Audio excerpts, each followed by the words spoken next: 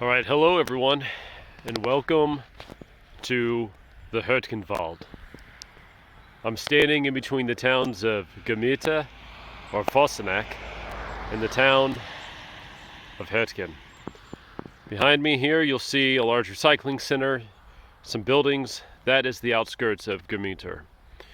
That is where the 121st Infantry Regiment began the last week of assaults to complete the Battle of the Hurtgen. It's one of the longest battles fought on the ground war on the Western Front of World War II, one of the costliest. Divisions upon divisions of the U.S. military were thrown into this fight and received high enough casualties to where they were deemed combat ineffective. And during that time period, they even received replacements and still became combat ineffective. The 8th Infantry Division, the Pathfinders, were sent into this fight along with a few other divisions in order to finish it out. Where I'm standing is right astride 3rd Battalion 121 Infantry's line of attack. They started from Germeter, which is generally to the south, the direction I'm pointed now. They attacked with one company, India Company, along the right side or east side of this road. They attacked with 2 platoons in echelon right and 1 platoon in back, with the left platoon, 1st platoon, guiding along this road. This road is the main road into the city of, or village of Hurtgen. It is actually right through those trees, but you can't see it from here. The attack was supposed to be done in a day and cover 1,000 yards. It took a week and gutted the 121st Infantry. This attack would cost the 8th Infantry Division commander his job, the 121st Infantry Regiment commander his job, all but 1 battalion commander their jobs, several company commanders as well. And those who weren't fired, many were wounded or killed. It was an incredibly tough fight, and the Allied chain of command did not see it as a place where defeat would be acceptable. And so pressure was put on in order to succeed. I'm going to walk along and follow the actual route of India Company and Staff Sergeant John Minick, a 36-year-old squad leader, ancient by infantry standards of the day. As he walked along this route, you see to the right side of this road, your front, and he earned his Medal of Honor in the vicinity of this now cornfield. This area right here in front of me, this tree line, used to extend across the road along this ridgetop and is known as the Wilde Sau, which is German for wild boar. That is the name of the largest minefield emplaced in this area. The Battle of Hurtgen was known for its minefields, and they led to the majority of the casualties after tree burst from artillery. While machine guns and rifles and grenades played prominent roles, they did not compare to the casualties inflicted by the tree burst and the mines. Within the first 2 days of battle for the 121st Infantry, they would have over 50 killed, but over 600 wounded. That was due to the tree burst and the mines primarily.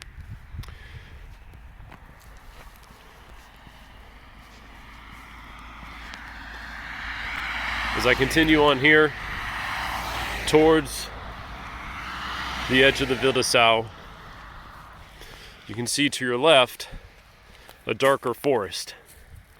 The rest of the 121st Infantry, 1st and 2nd Battalions, had to attack through that. Now this area where I'm standing here, again, was not a field back then. This was tree line. But it was not as severe as the steep terrain, which we'll go through later over there. All right, we'll pick this back up with the start of John Minick's assault. Hello and welcome. We are about to walk in the last footsteps of Staff Sergeant John Minick. These were the last 750 yards that he walked when he earned his Medal of Honor. I'm standing at the edge of the town of Germeter, which is here, and Voluntarily, which is right over there. Oriented roughly north, this is the direction of travel for India Company, 3rd Battalion, 121st Infantry. To my left, and you can see the cars moving along it, is the main road from Germeter and Voluntarily to the town of Hurtgen, which is out of view but a little over 1,000 yards away on the other side of this ridge. On the morning of 21 November 1944, the 121st Infantry had the responsibility of taking over the assault for Hurtgen after several American divisions had been rendered combat ineffective by the fighting that had raged for the last almost month.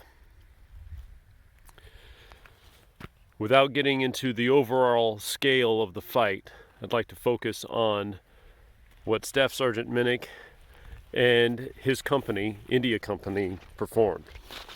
They were led by Lieutenant Jack Melton, who took over as the company commander. They had support from a heavy machine gun platoon with Lieutenant Lentz, and it's Lieutenant Lentz's infantry school advanced paper that I'm using, along with Staff Sergeant Minick's citation, and then the unit's official history and the regiment's daily reports. Now, this had more woods back in 1944. It has been cleared since then for this field. India Company was on the right side, or east side, of the Hurtgen-Germeter road, with the rest of the battalion on the west side, or left side of the road, and then 1st Battalion on the other side of them, and 2nd Battalion on the other side of them. India arranged their company with 2 platoons forward, both in echelon right formations, with 1st Platoon hand railing the road, and then 3rd Platoon on the right, 2nd Platoon in back. The regimental attack kicked off at about 0900, which was only a little bit after sunrise. Right now it's not even light until almost 0800 in the morning.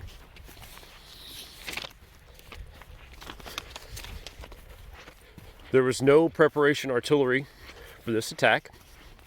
They did not want to give away that they were attacking on this side of the road, as the majority of the fighting had been on the west side of the road. This was deemed to be a sneak attack, to use Lieutenant Lentz's term, and it was initially successful. 1st and 2nd Battalions moved no more than 200 yards when their objective was the edge of the tree line next to the village of Hurtgen, over 1,000 yards away, and that was the furthest advance. 2nd Battalion made it 50 yards total for the day, and then lost most of that in a counterattack. 1st Battalion had one company at 200 yards, and the rest at about 100 yards. 3rd Battalion would be the only battalion to have any unit achieve their objective, and that was India Company, and this is due primarily to Staff Sergeant Minick and his heroics. At about 300 yards into the attack, or roughly about where this tree line is in front of us, India Company started taking small arms fire and machine gun fire. First, an enemy machine gun nest was actually knocked out by a Sergeant Wheeler, who took his squad, came in behind the machine gun nest and captured or killed the crews of 2 machine guns and captured about a dozen Germans. Moving on, Staff Sergeant Minick was leading his squad when they were pinned down by machine gun fire. And he then took 4 men from his squad while the rest of the company stayed down. And he maneuvered next to the machine gun nest and then by himself charged and killed the machine gun crew. Minick told his men, and I'm quoting here from the unit's history, "Follow me and I'll take you through." And he picked his way through the massive trees until he found a gap in the concertina wire. He was followed by 2 scouts, Private Harold Trusty and Jesse Stevens. They advanced to the edges of a minefield where they were forced to hit the ground as enemy machine gun fire began to sing about them. Then the sergeant single-handedly silenced the gun which had fired upon them. He used hand grenades for that. At this point, Staff Sergeant Minick grabbed his squad and continued their lone advance, attempting to break through the German line. Now let's pause here for a second. This is the point where the minefield started and machine gun fire was received. In the distance, you'll see a hill. That is Hill 400, which would become famous later on in 121st Infantry lore, as it was taken by attacks from the 2nd Ranger Battalion, and then an entire German division, the 272nd Volksgrenadier, counterattacked it, and it was the 121st and the 2nd Ranger Battalion that held it for 2 days against attacks, breaking the 272nd Volksgrenadier. But that would be in the future on December 7th and 8th. We're still on November 21st.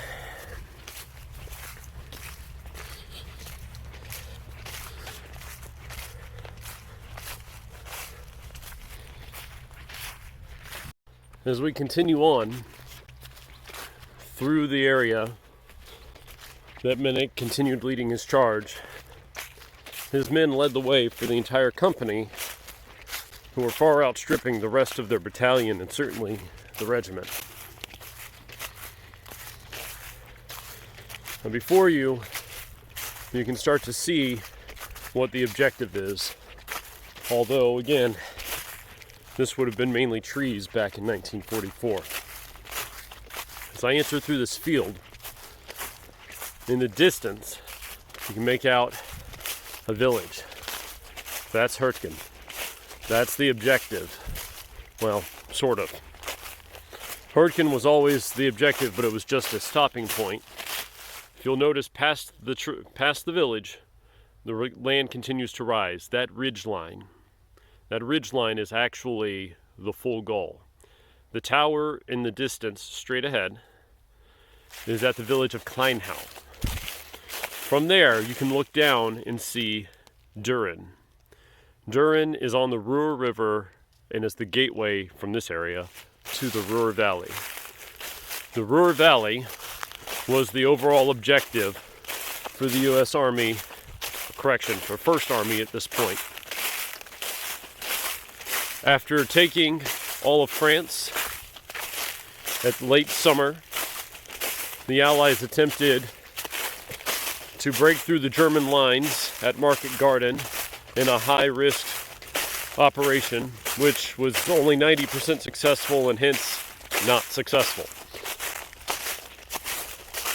Then, due to stiffened German resistance along the Westwall or West Wall, series of fortifications built along the border of Germany, of which this line is part of, and then also Allied logistics lines being overextended, still relying primarily on ports in northern France. During the month of October and November, the Western Front was relatively stagnant. There were some gains. The city of Aachen, 30 miles north of here, was captured after several weeks and house-to-house fighting. But there was not a lot of movement, as as the Allies attempted to build supplies and figure out the way forward. First Army, commanded by Courtney Hodges, decided that the way to the Ruhr Valley meant that the Hurtgen Forest had to be secured because it was the right flank of the gateway to the Ruhr. The Germans could not believe that the Americans would throw so much weight behind an attack into forest fighting, negating the advantages of the American way of war, which is primarily firepower and maneuver. The Hurtgen is normally steep hillsides and trees, and you can't maneuver tanks in it. And Allied fighter bombers, so effective against German armor, can't attack.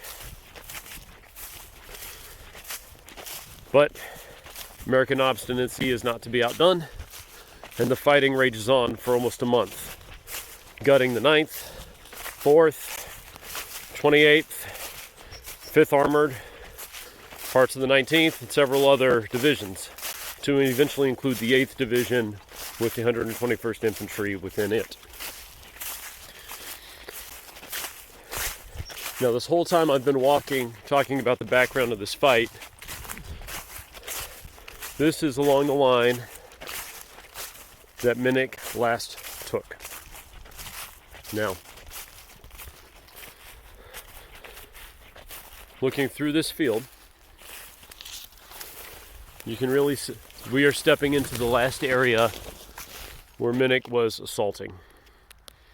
Those trees over there, that is the wilde Sau. That is the wild boar. That is the name given to a massive minefield that straddled the road, was in the trees to the left, and then all the way through down to what was trees to the right. These houses weren't there then. You see this massive cloud in front of me? That is the Ruhr. That right there is the combination of all of the cities that are the industrial base of Germany and still are to this day. And that is all steam from all of the factories combined into one massive cloud. Even now you can see the importance of that area and why it was the focal point for America. And eventually we would capture it, but not until March and April of 1945, bagging over 350,000 Germans inside of it in the process. But more on Minick. At this point, I'm going to transition to his citation to talk through his last steps. Staff Sergeant Minick displayed conspicuous gallantry and intrepidity at the risk of his own life above and beyond the call of duty in action involving actual conflict with the enemy on 21 November 1944 near Hurtgen, Germany. Staff Sergeant Minick's battalion was halted in its advance by extensive minefields, exposing troops to heavy concentration of artillery and mortar fire. Further delay in the advance would result in numerous casualties, and a movement through the minefield was essential. Voluntarily, Staff Sergeant Minick led 4 men through hazardous barbed wire, debris, and finally made their way through the minefield for a distance of 300 yards. When an enemy machine gun opened up, he signaled his men to take cover positions, edged his way alone toward the flank of the weapon, and opened fire, killing 2 members of the gun crew and capturing 3 others. His citation there says opening fire. However, personal accounts of other soldiers say that he threw grenades on that one and then shot into it. So I'm going to say he probably did both, given the reports. Moving on. Moving forward again, he encountered and engaged single-handedly an entire enemy company. Now that happened right along this area here, right where I'm standing. The German battalion defending this ridgeline that we've been walking had not been penetrated yet by any American attack, despite the fact that the 28th and the 4th ID had been attacking here for weeks. But Minick and his squad had single-handedly so far punctured through the defenses. Minick engaged the entire company, killing 20 Germans, capturing 20, and enabled his platoon to capture the remainder of the hostile group. Again, moving ahead and spearheading his battalion's advance, he again encountered machine gun fire. Crawling forward toward the weapon, he reached a point from which he knocked the weapon out of action. That would have been on the edge of this minefield in front of us. Still another minefield had to be crossed. That's the one here. Undeterred, Staff Sergeant Minick advanced forward along through constant enemy fire. And at this point, I'm going to switch to a first-person account from this instead of the citation.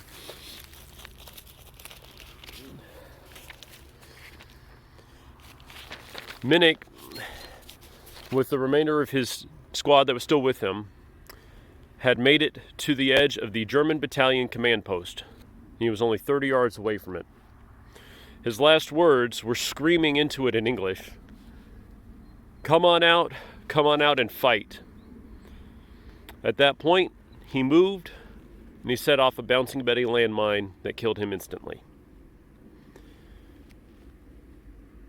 He led from the front, personally engaging enemy machine gun nest and then engaging an enemy company, killing over 20 and capturing another 20 before leading men through another minefield, taking out another machine gun nest, and then attempting to capture the enemy's battalion command post before setting off a landmine.